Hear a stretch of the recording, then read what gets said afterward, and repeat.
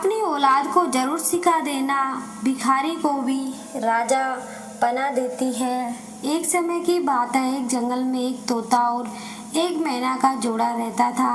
बारिश का मौसम था, रिमझिम रिमझिम बारिश बरस रही थी। तब तोते और मैना एक पीपल के पेड़ की खोख में जाकर बैठ जाते हैं। तब धीरे धीरे मूसलाधार बारिश बरसने लगती है। तभी उनके पास एक कबूतर उड़ता हुआ और भीगता हुआ आता है और उनसे कहता है कि हे तोता, थोड़ी जगह मुझे भी दे दो, मैं बारिश में भीग रहा हूँ। लेकिन उस पीपल की कोख में इतनी पर्याप्त जगह नहीं थी कि उसमें 3 पक्षी बैठ सके, क्योंकि पहले से ही वे दो तोता और मैना दोनों बैठे हुए थे। अब वह कबूतर उनसे जिद करने लगता है कि दोबारा कहता है कि हे तोता, आप मुझे बैठने के लिए थोड़ी सी जगह दे दो और मेरी सहायता करो। तब तोता और मैना उस कबूतर को इनकार कर देते हैं और कहते हैं कि यहाँ पर इतनी पर्याप्त जगह नहीं है जो हम आपको बिठा सके। फिर वह कबूतर गुस्से से लाल होता हुआ कहने लगा कि तुम दोनों मूर्ख तो नहीं हो जो मुझे जगह नहीं दे रहे हो। तब तोता और मैना कहते हैं कि भाई, हमारे पास इतनी पर्याप्त जगह नहीं है, हम दोनों ही बड़ी ही मुश्किल से इतने अंदर बैठे हैं। लेकिन फिर भी तीसरे बार वह कबूतर कहता है कि तुम दोनों ही मूर्ख हो। फिर तोता और मैना कहते हैं कि भाई, यदि हमारे पास जगह होती तो हम आपको जरूर बिठा लेते, लेकिन आप खुद देख लीजिए, हमारे पास इतनी पर्याप्त जगह नहीं है कि हम आपको बिठा सके। अंततः वह कबूतर उड़कर उन दोनों पक्षियों के ऊपर जाकर बैठ जाता है। तब वे दोनों पक्षी उनको धक्का मारकर नीचे गिरा देते हैं और कबूतर फिर से नीचे से उड़कर और फिर कहता है कि तुम दोनों बिल्कुल मूर्ख हो। फिर से उनके ऊपर जाकर बैठ जाता है और फिर से तोता और मैना उस कबूतर को धक्का मारकर नीचे गिरा देते हैं। इसी तरह से कुछ देर तक चलता रहता है और वह कबूतर उड़ता हुआ उनसे बार बार कहता है कि तुम दोनों मूर्ख हो, तुम दोनों सबसे बड़े मूर्ख हो। हर बार वह कबूतर इसी बात को कहता है और जब वह थक जाता है तो वह कबूतर वहां से उड़ता हुआ चला जाता है। वह दोनों पक्षी उस पीपल की कोख में बैठे रहते हैं। फिर कबूतर के जाने के बाद में मैना तोते से कहती है कि पिया जी, अभी जो कबूतर आया था वह बार बार हम दोनों को मूर्ख बता रहा था। वह कह रहा था कि तुम दोनों मूर्ख हो। वह बार बार इसी बात को दोहरा रहा था। आखिर मूर्ख होता कौन है, मूर्ख होता कैसे है और मूर्ख दिखता कैसे है, आप मुझे इस बात को बताइए। तब वह तोता अपनी पत्नी से कहता है कि हे प्रिय, मैं तुम्हें एक कहानी सुनाता हूँ। इस कहानी को यदि तुम ध्यान से सुन लोगी तो तुमको यह पता चलेगा कि मूर्ख कौन होता है। तब वह तोता अपनी पत्नी को कहानी सुनाता है और उसकी पत्नी बड़े ही गौर से उस कहानी को सुनती है। तोता कहानी शुरू करता है और कहता है कि एक गांव में एक सेठ रहता था। उस सेठ के एक लड़का था। सेठ ने अपने लड़के की शादी कर दी और शादी करने के कुछ समय बाद सेठ का लड़का शहर में धन कमाने के लिए चला जाता है। लड़के के जाने के बाद घर पर वह सेठ और उसकी पुत्र वधू दोनों ही रहते थे। फिर एक दिन सेठ के लड़के की पत्नी पनघट पर स्नान करने के लिए जाती है। वहाँ पर स्नान करने लग जाती है। तभी उसके पास 3 व्यक्ति आते हैं और कहते हैं कि बहन, हम बड़ी दूर से आ रहे हैं और हमें बहुत से जोर से प्यास लग रही है, इसलिए हम थोड़ा जल पिला दीजिए। उस वक्त सेठ की पुत्र वधू के बदन पर इतने पर्याप्त वस्त्र नहीं थे क्योंकि वह स्नान कर रही थी। उसी वक्त तीनों व्यक्ति आ जाते हैं और उसमें से एक व्यक्ति कहता है कि हमें पानी पिला दीजिए। तोता कहता है कि हे प्रिया। फिर उस सेठ की पुत्रवधू उन लोगों से पूछती है कि भाई, तुम लोग कौन हो। और तब उनमें से एक व्यक्ति कहता है कि हम यात्री हैं और हमें बहुत प्यास लग रही है, हमें थोड़ा सा पानी पिला दीजिए। उस व्यक्ति की बात सुनने के बाद सेठ की पुत्रवधू कहती है कि यात्री तो सिर्फ 2 होते हैं, तुम कौन से यात्री हो। अब वह व्यक्ति सोच में पड़ जाता है और सोचने लगता है कि हमें खुद को यह पता नहीं है कि हम कौन से यात्री हैं। वे यात्री उस सेठ की पुत्रवधू को कोई जवाब नहीं दे पाता। तभी दूसरी व्यक्ति कहता है कि मुझे बहुत जोर से प्यास लग रही है और प्यास के मारे मेरे हलक सूखे जा रहे हैं, इसलिए आप मुझे पानी पिला दीजिए। सेठ की पुत्रवधू कहती है कि भाई तुम कौन हो?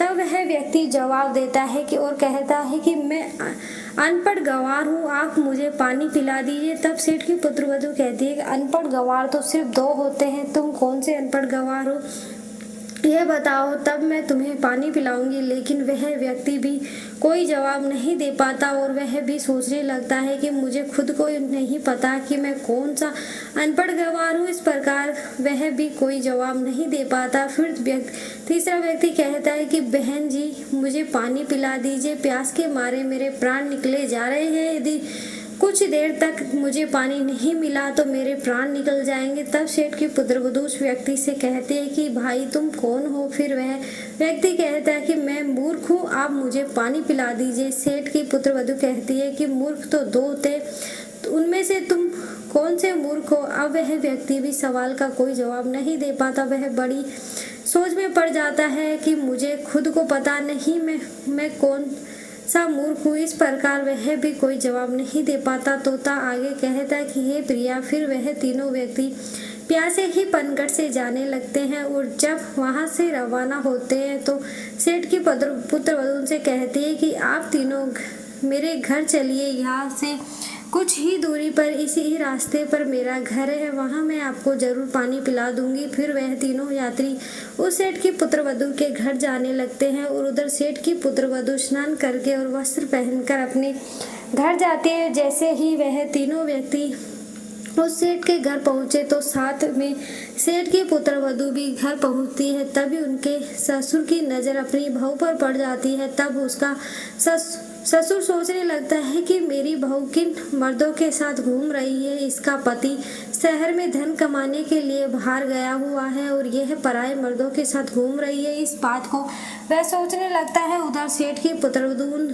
राहगीरों को अपने घर ले जाकर पानी पिलाती है। उनसे कहती है कि भाई मैंने तुम्हें पनघट पर पानी इसलिए नहीं पिलाया क्योंकि मैं स्नान कर रही थी और मेरे बदन पर इतने पर्याप्त वस्त्र नहीं थे जो मैं तुम लोगों के सामने खड़ी हो सकूं, इसलिए मैंने तुम लोगों को इतने कठिन सवाल पूछ लिए। मेरा ऐसा कोई मतलब नहीं था कि मैं तुम लोगों को पानी ना पिलाऊं, इसलिए मैं तुम लोगों को अपने घर लेकर आई हूँ और यहाँ पर तुमको पानी पिलाकर भेज रही हूँ।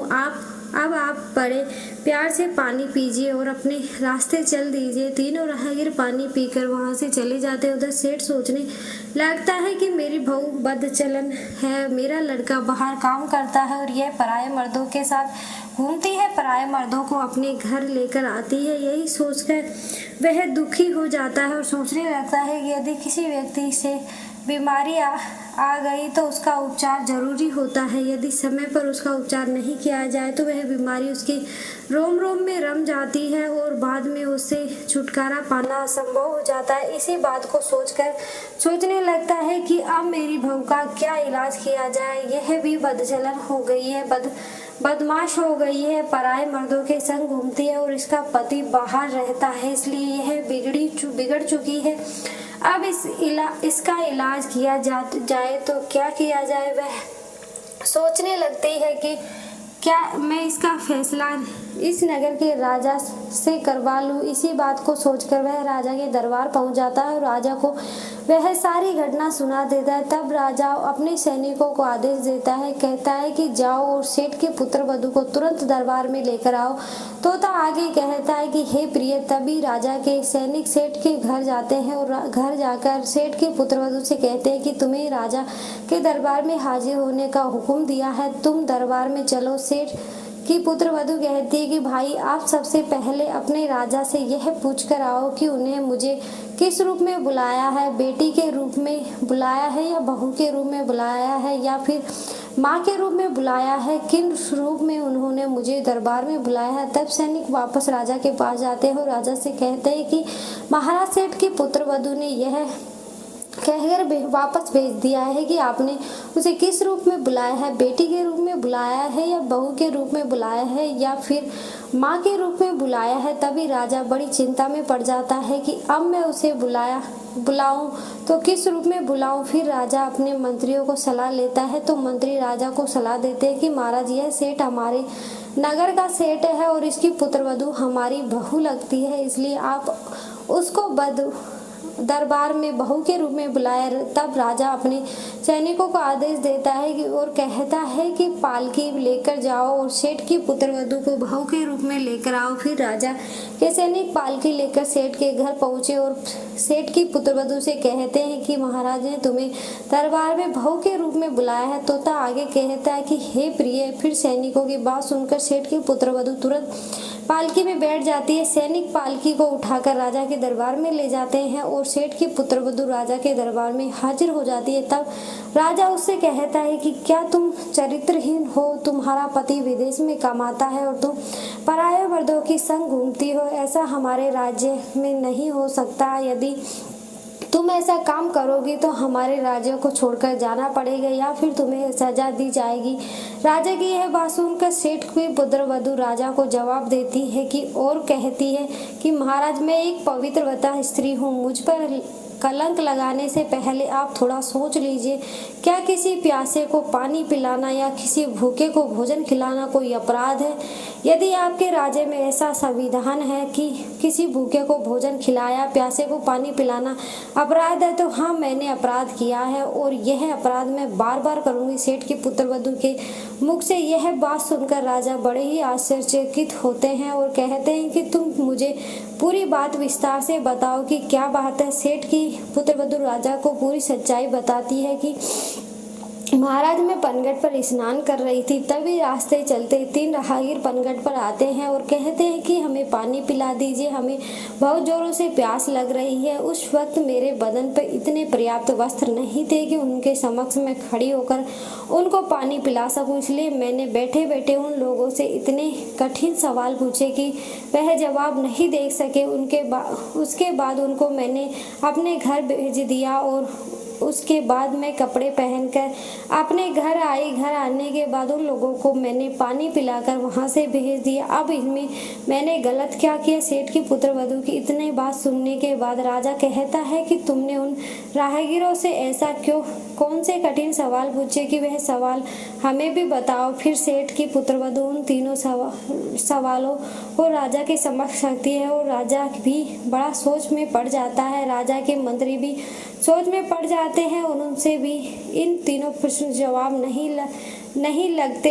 अंत में राजा परेशान हो जाता है, 3 सवालों के उत्तर जानने का बड़ा इच्छुक होता है। तब राजा सेठ की पुत्रवधू से कहता है कि बहू, हमारे पास तुम्हारे इन प्रश्नों के उत्तर नहीं है, हमारे किसी विद्वान पंडित के पास भी इन प्रश्नों के उत्तर नहीं है, हमारे किसी मंत्री के पास भी इन प्रश्नों के उत्तर नहीं है, तो फिर तुम ही हमें इन प्रश्नों के उत्तर बता दो। तब सेठ की पुत्रवधू हाथ जोड़कर राजा से कहती है कि महाराज, ये तीनों प्रश्न बड़े ही अनमोल है और उनके उत्तर इससे भी ज़्यादा अनमोल है, इसलिए आपसे विनती है कि इन तीनों प्रश्नों के उत्तर मैं आपको बता दूंगी, लेकिन बदले में मुझे क्या मिलेगा? वह कहती है कि महाराज, यदि सौदा हो तो बराबर का हो। वह बड़ी चतुराई से अपने दिमाग का इस्तेमाल करती है। तब राजा बड़ी सोच में पड़ जाता है और अंततः राजा परेशान हो जाता है और सोचने लगता है कि तीनों प्रश्न बड़े ही अनमोल है और इन तीनों प्रश्नों का उत्तर ही बड़ा ही अनमोल है, इनको जानना बहुत जरूरी है। कहते हैं कि जो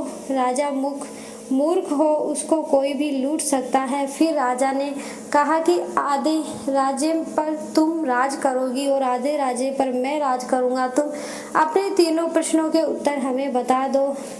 फिर सेठ की पुत्रवधू पूरी लिखावट करवाती है और आधा राज्य अपने कब्ज में ले लेती है और फिर उन तीनों प्रश्नों के उत्तर बताती है और कहती है कि महाराज, अब गौर से सुनो। मेरा पहला प्रश्न कि यात्री संसार में 2 ही हैं और वह 2 यात्री कौन कौन से हैं? पहला है सूर्य और दूसरा है चंद्रमा, जो रात दिन चलते रहते हैं और संसार में भ्रमण करते रहते हैं और संसार को रोशन करते रहते हैं। यही 2 यात्री हैं। मेरा दूसरा प्रश्न, इस संसार में अनपढ़ और गंवार 2 ही हैं। अन्न और पानी जो हर किसी के साथ में रहता है, विद्वान लोगों के साथ में भी रहता है, मूर्ख लोगों इंसानों के साथ में प्यास से भी रहता है और उनका लालन पालन करते रहते हैं। यदि सबसे अनपढ़ और गंवार है या अज्ञानी हो, वह भी स्वाद देता है, विद्वान को भी वही स्वाद देता है। मेरा तीसरा प्रश्न था, इस संसार में मूर्ख दो प्रकार के होते हैं। पहला मूर्ख मेरे ससुर है, जो अपने घर की बात को एक दूसरे से जो अपने घर की बात को दूसरे से कहता है, वही सबसे बड़ा मूर्ख हो। यदि मेरे ससुर ने इस बात को मुझसे पूछा होता तो वहीं पर मैं इनको पूरी सच्चाई बता देती। मेरे घर की इज्जत नीलाम नहीं होती, मेरे घर की इज्जत नीलाम नहीं होती, मेरे घर की इज्जत इस तरह भरे दरबार में उछाली नहीं जाती, मेरे घर की बदनामी नहीं होती। इसलिए सबसे पहले बड़े मूर्ख मेरे ससुर है। तब राजा कहता है कि दूसरा मूर्ख कौन है? तब सेठ जी पुत्रवधू कहती है कि महाराज, दूसरे सबसे बड़े मूर्ख आप हैं।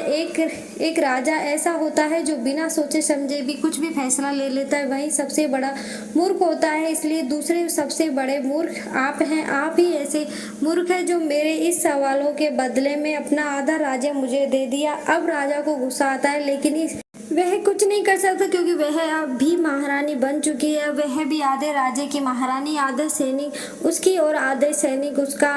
अब वह राजा भी कुछ नहीं कर सकता। इस तरह से अपने दिमाग का सदुपयोग करते हुए उस सेठ की पुत्र वधू के महारानी बन जाती है। फिर तोता अपनी पत्नी से कहता है कि हे प्रिय, सबसे बड़ा मूर्ख वही होता है जो अपने घर की बात बाहर निकाल देता है, अपने घर की बात अन्य लोगों के साथ कहता है, अपने घर की बात को एक दूसरे से कहता है, अपने घर की बात को अपने घर में नहीं रखता, वही सबसे बड़ा मूर्ख होता है। और दूसरा मूर्ख वह होता है जो किसी के भी कहने पर अपना सब कुछ लुटा देता है। यह दो प्रकार के मूर्ख होते हैं, इनका कुछ नहीं हो सकता। तब तोता की पत्नी के समझ में आ जाता है कि संसार में मूर्ख कौन होता है। इसलिए कहते हैं कि अपने दिमाग का सही समय आने पर मनुष्य सही उपयोग करता है, वह अपने जीवन में हमेशा कामयाबी पाता है। वीडियो अगर पसंद आया तो वीडियो को लाइक और हमारे चैनल को सब्सक्राइब जरूर करें। धन्यवाद।